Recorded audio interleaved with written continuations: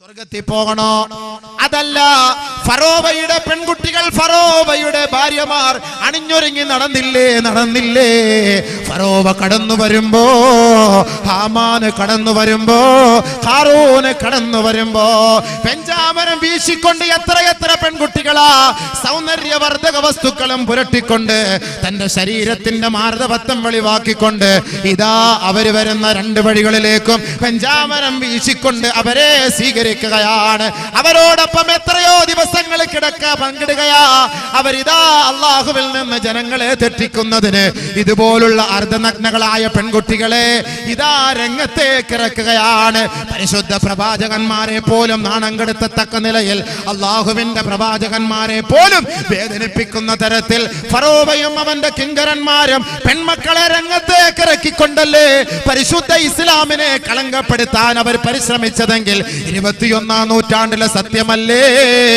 പാശ്ചാത്യം തൊടുത്തുവിട്ട ഇന്റർനെറ്റിലൂടെ, പാശ്ചാത്യം തൊടുത്തുവിട്ട വാട്സപ്പിലൂടെ, പാശ്ചാത്യം തൊടുത്തുവിട്ട ഓരോ ഫേസ്ബുക്കിലൂടെ, എല്ലാ ചാറ്റിങ്ങിലൂടെയും ഈ കാണുന്ന സോഷ്യൽ മീഡിയകളിലൂടെയെല്ലാം നമ്മുടെ മുസ്ലിം പെണ്ണിന്റെ മാനം കവർന്നെടുക്കുകയല്ലേ?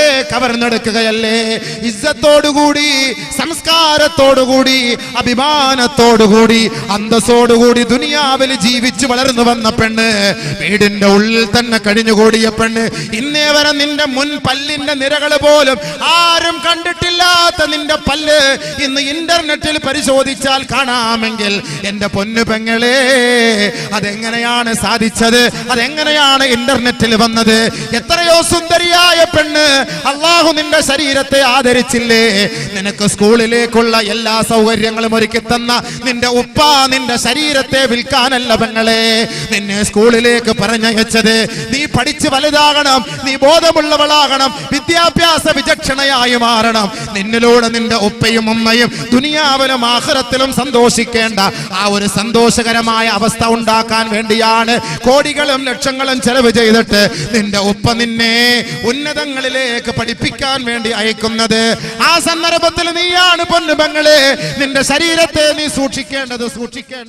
പർദ്ദയുടെ ഉള്ളിൽ കഴിഞ്ഞ പെൺകുട്ടികളാ, നമസ്കരിച്ച എത്രയോ പെൺകുട്ടികളാ, പരിശുദ്ധ ഖുർആൻ പാരായണം ചെയ്ത പെൺകുട്ടികളാണ്. കുടുംബത്തിൽപ്പെട്ട ആരെങ്കിലും തന്റെ വീട്ടിൽ വന്നാൽ പോലും അവരുടെ മുഖത്തേക്ക് പോലും നോക്കാൻ ലജ്ജയുള്ള പെണ്ണാണ്. ആ ലജ്ജയെല്ലാം കോളേജ് ക്യാമ്പസിൽ വെച്ച് പിച്ച് ചീന്തപ്പെട്ടില്ലേ? നെറ്റിലൂടെ പിച്ച് ചീന്തപ്പെട്ടില്ലേ? ബോയ് ഫ്രണ്ട്സിലൂടെ പിച്ച് ചീന്തപ്പെട്ടില്ലേ? ഒരു പെണ്ണ് ഒരാണിന്റെ മുന്നിൽ നിന്റെ ശരീരത്തിന്റെ ഏതെങ്കിലും ഒരു ഭാഗം നീ പണയപ്പെടുത്തിയാൽ അതവൻ ഒപ്പിയെടുത്തിട്ട് അവന്റെ ക്ലാസ് റൂമിലേക്ക് അവൻ മെസ്സേജ് അയക്കുകയാണ്. ആരുടെ എല്ലാം കൈകളിൽ ആ മെസ്സേജ് കിട്ടുന്നുവോ ആ പെണ്ണുങ്ങളെ, ആ ആണുങ്ങളെല്ലാം ആ പെണ്ണിനെ തിരക്കി വരികയാണ്.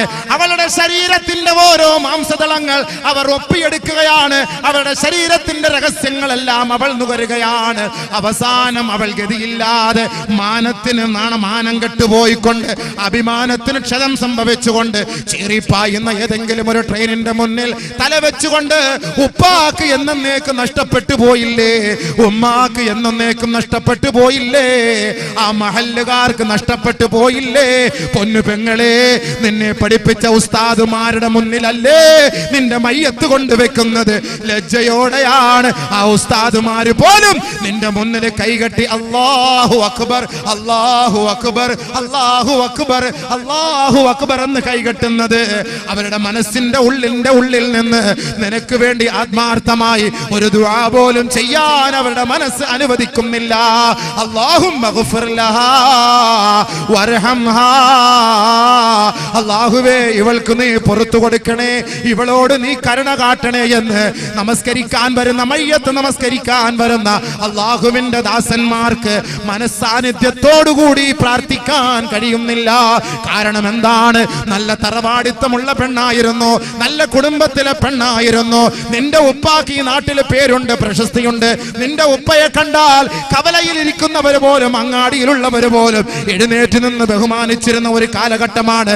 അദ്ദേഹത്തിന്റെ മകളല്ലേ, അദ്ദേഹത്തിന്റെ ചെറുമകളല്ലേ? എന്റെ പൊന്നു പെങ്ങളെ, നീ എന്ത് നേടി? ഈ കുറഞ്ഞ കാലയളവിൽ നിനക്ക് എന്ത് ലാഭമാണ് ലഭിച്ചത്? അവൾക്ക് കിട്ടിയ ലാഭം അവളുടെ മാനം നഷ്ടപ്പെട്ടു, അവസാനം ആത്മഹത്യയിലേക്ക് പോകേണ്ടി വന്നു. അതാണ് അവൾക്ക് കിട്ടിയത്. അല്ലാതെ വേറെന്താ? ഇപ്പോ വേറെന്താ കിട്ടിയ? പോയില്ലേ? റാഹത്തായിട്ട് മരിക്കേണ്ട പെണ്ണ്, കലിമ ചൊല്ലി മരിക്കേണ്ട പെണ്ണ്, പരിശുദ്ധമായ ഖുർആൻ ഓതി മരിക്കേണ്ട പെണ്ണ്, അള്ളാഹുവിന്റെ പരിശുദ്ധമായ വചനം കേട്ട് മരിക്കേണ്ട പെണ്ണ് അവസാനം മരിച്ചു വീണത് ഏത് കോലത്തിൽ? ആത്മഹത്യയുടെ മുനമ്പിലേക്ക്, എന്നെന്നും നരകത്തിലേക്ക്. സോഷ്യൽ മീഡിയകൾ നമുക്ക് ചെയ്യുന്ന സംഭാവനകൾ അതൊക്കെ തന്നെയാണ്. കഷ്ടപ്പെട്ട് വളർത്തിക്കൊണ്ടുവരുന്ന വാപ്പാക്ക് എത്രത്തോളം ഹൃദയവേദന ഉണ്ടാകും. ആരനുസരിക്കുന്നു? ആരും അനുസരിക്കാറില്ല. അതുകൊണ്ട് മാതാപിതാക്കളെ, നിങ്ങളുടെ മേലും ഒരു ശ്രദ്ധ വേണം. തന്റെ മക്കൾ എങ്ങോട്ടാണ് പോകുന്നത്, തന്റെ മക്കളുടെ പ്രവൃത്തി എന്താണ്, നിങ്ങളും ഒന്ന് ശ്രദ്ധിക്കണേ.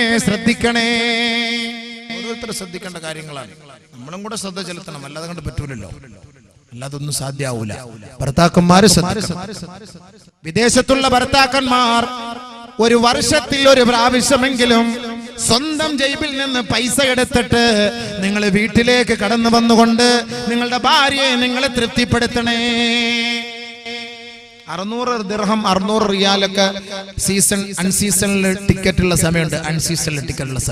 ആ സമയത്ത് അവര് വരണം, വന്നിട്ട് തന്റെ ഭാര്യയെ തൃപ്തിപ്പെടുത്തണം. വർഷത്തിൽ ഒരിക്കലെങ്കിലും. ഇതിവിടുന്ന് അങ്ങോട്ട് പോയാൽ 2 വർഷം 3 വർഷം കഴിഞ്ഞിട്ടാ വരിക. മതി, 3 വർഷം നിന്നെ മറന്നുപോയി. നിന്റെ ഭാര്യ നിന്നെ മറന്നു പോവാണ് അല്ലേ? നിന്റെ ഭാര്യനെ മറന്നു പോകുന്നു. 3 വർഷം 2 വർഷം എല്ലാം കഴിഞ്ഞിട്ട് വരുമല്ലേ? അവിടത്തേക്ക് അടുത്ത ബന്ധങ്ങളായി.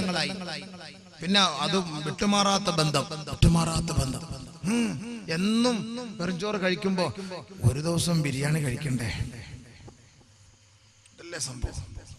അപ്പൊ ഒരു പ്രത്യേകമായ ഒരു ടേസ്റ്റ്, പ്രത്യേകമായ ഒരു അനുകമ്പ ഉണ്ടാകുന്നു. അതുകൊണ്ട് എന്ത് വേണം? എപ്പോഴും ഭർത്താക്കന്മാർ അവളെ വിളിച്ചുകൊണ്ടിരിക്കണം. ഗൾഫിൽ നിന്ന് വരണം, വർഷത്തിൽ ഒരിക്കൽ. നിന്റെ ഭാര്യയെ കാണാൻ വേണ്ടി നീ ചെലവ് ചെയ്യുന്ന ദിർഹമുണ്ടല്ലോ, ദിനാറുണ്ടല്ലോ, ദുനിയാവിൽ വെച്ച് അള്ളാഹുവിന്റെ മാർഗത്തിൽ ചെലവ് ചെയ്യുന്ന സമ്പത്തിനേക്കാൾ ഏറ്റവും ശ്രേഷ്ഠമുള്ള സമ്പത്താ, ഏറ്റവും വലിയ സദഖയാണ്. ഏറ്റവും വലിയ സദഖയാ തന്റെ ഭാര്യയ്ക്ക് വേണ്ടി ചെയ്യുന്ന സദഖ. തന്റെ ഭാര്യയ്ക്ക് വേണ്ടി ചെയ്യുന്ന സദഖ ഏറ്റവും വലിയ സദഖയാണ്. അതിനേക്കാൾ ഏറ്റവും വലിയ സദഖയാണ് ഭാര്യയുമായി ശാരീരിക ബന്ധം പുലർത്തുക എന്നുള്ളത്. ഏറ്റവും വലിയ ബന്ധമാണ്. തങ്ങൾ പറയുകയാണ്, നിന്റെ ഭാര്യയുടെ മാംസത്തിൽ നിനക്കും കടമയുണ്ട്. സഹാബത്തിന് മനസ്സിലായില്ല. യാ റസൂലല്ലാഹ് വഫീ ബുദ്ഇ അഹദികും സദഖ. അല്ലാഹുവിന്റെ റസൂല്, നിന്റെ ഭാര്യയുടെ ശരീരത്തിന്റെ ഔറത്തിലും നിനക്ക് സദഖയുണ്ട് എന്ന് ബഹുമാനപ്പെട്ട നബി തങ്ങൾ സഹാബത്തിനോട് പറഞ്ഞപ്പോ അല്ലാഹുവിന്റെ റസൂലിനോട് സഹാബത്ത് ചോദിക്കുകയാണ്, നബിയേ, ഒരാള് തന്റെ ശാരീരിക ഇച്ഛകൾ, ശാരീരിക വികാര വിചാരങ്ങൾ പൂർത്തീകരിക്കുന്നതിന് വേണ്ടിയല്ലയോ തന്റെ ഭാര്യയെ അവൻ സമീപിക്കുന്നത്? അതും സദഖയാണോ നബിയേ? അതും ധർമ്മമാണോ നബിയേ? അല്ലാഹുവിന്റെ റസൂലിന്റെ ചോദ്യം. അല്ലാഹുവിന്റെ റസൂലിനോട് സഹാബത്തിന്റെ ചോദ്യം. പെണ്ണുങ്ങളെ ഭാര്യയെ ശാരീരികമായിട്ട് ബന്ധപ്പെടുന്നത് അത് സദഖയോ? എന്താ നബി പറയുന്നത്? അത് നമ്മുടെ വികാരങ്ങൾ പൂർത്തിയാക്കാൻ വേണ്ടിട്ടല്ലേ? അതിന് സദഖയോ? അല്ലാഹുവിന്റെ റസൂൽ തിരിച്ചു ചോദിച്ചു മറുചോദ്യം. നിന്റെ ബീജമുണ്ടല്ലോ, നിന്റെ ഇന്ദ്രിയത്തുള്ളിയുണ്ടല്ലോ, അത് ഹറാമായ പെണ്ണിന്റെ ഗുഹ്യഭാഗത്തിലേക്ക് വിസർജിപ്പിച്ചാൽ അതിന്റെ പേരിൽ ശിക്ഷയുണ്ടോ സഹാബ? ശിക്ഷയുണ്ടോ സഹാബ? അതുകൊണ്ട് നമ്മൾ നമ്മുടെ ഭാര്യയോടുള്ള ഹക്ക് നിറവേറ്റണം. അപ്പൊ നമ്മളത് പ്രത്യേക ശ്രദ്ധിക്കും. അപ്പൊ അങ്ങനെ ഒരു, അതുകൊണ്ട് എന്റെ സഹോദരിമാരെ സഹോദരങ്ങളെ കഴിവതും നമ്മൾ ചെയ്യേണ്ട ഒരു കാര്യം എന്ന് പറഞ്ഞാൽ, ഇപ്പൊ കുറെ ആളുകള് ഈ ബന്ധങ്ങൾ നിലനിർത്തുന്നുണ്ട്. ഈ ഫോൺ വിളിച്ചിട്ട് അത് ഒഴിവാക്കാൻ പറ്റുന്നില്ല. അടുത്ത സമയത്ത് ഒരാൾ എന്നെ വിളിച്ചു, ഒരു സഹോദരൻ കരയുവാങ്ങ്. ഞാൻ പറഞ്ഞു ഒഴിവാക്കാൻ വേണ്ടി ഞാൻ ഒരു ദുആ പറഞ്ഞു.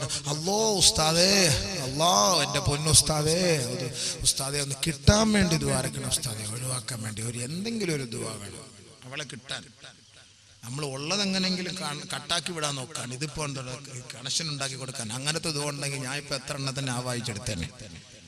അങ്ങനെയുള്ള ദുആ അല്ല, കബൂലാക്കി കിട്ടാൻ വേണ്ടിട്ട് ആ ചങ്ങാതി ഒരു ഹൈന്ദവ പെണ്ണിനെ അമുസ്ലിം പെണ്ണിനെ സ്നേഹിച്ചു. അപ്പൊ അത് കിട്ടണം, അവൾക്ക് ഇവനെ ഇഷ്ടമാണ്, ഭയങ്കര തൃപ്തിയാണ്, എല്ലാം തൃപ്തി, അങ്ങോട്ടും ഇങ്ങോട്ടും ഒക്കെ റാഹത്താണ്, എല്ലാം റാഹത്താണ്, കുടുംബത്തിലും അവരുടെയും പ്രശ്നമില്ല ഇവിടെയും പ്രശ്നമില്ല. പക്ഷെ ആരോ ചിലരുടെ ചില തടസ്സങ്ങളുടെ പേരിൽ അത് ഒഴിവാക്കി എന്നെ അതിങ്ങനെ രണ്ട് ഭാഗത്തേക്ക് നിൽക്കുകയാണ്. അപ്പൊ അവളെ പിന്നെ വിളിക്കാൻ കഴിയാത്ത എൻ്റെ വല്ലാത്ത വിഷമത്തിലാണ്. അപ്പൊ അതുകൊണ്ട് എങ്ങനെയെങ്കിലും ഒന്ന് എനിക്കൊന്ന് വിളിച്ചേ പറ്റുള്ളൂ ഉസ്താദെ, ഒന്ന് ഞങ്ങൾ സന്തോഷമായിട്ട് കഴിഞ്ഞോളാം ഉസ്താദ്, എന്തെങ്കിലും ഒരു ദുആ പറഞ്ഞു കൊടുക്കാൻ. ഞാൻ 2 ദിവസം കഴിഞ്ഞ് വിളിക്കാൻ പറഞ്ഞു. ഞാൻ ഇങ്ങനെ അന്വേഷിച്ചുകൊണ്ടിരിക്കുക എവിടെ പോയി പയ്യനെ യോജിക്കാനുള്ള ദുആ കിട്ടാൻ. ഇതിപ്പോ ഇങ്ങനെ തപ്പിയെടുക്കാൻ പറ്റും, എവിടെ പോയി തപ്പി. ഞാൻ പറഞ്ഞു നിന്റെ മനസ്സിന്റെ അൻകലാപ്പ് മാറിക്കിട്ടാൻ ഞാൻ ഒരു വഴി പറഞ്ഞു തരാം. നീ ഒരു 7 ദിവസം ഇസ്തിഖാറ നമസ്കരിച്ചിട്ട് ഇന്ന ദുആകളൊക്കെ ചെയ്യും. അത് ഹൈറാണെങ്കിൽ ഇപ്പൊ എങ്ങനെ കബൂലാക്കാനുള്ള ദുആ ഉണ്ട്, ഉള്ളത് പോകാൻ വേണ്ടി ഒരു ദുആ പറഞ്ഞു തരാം. എന്താ പറയണോ?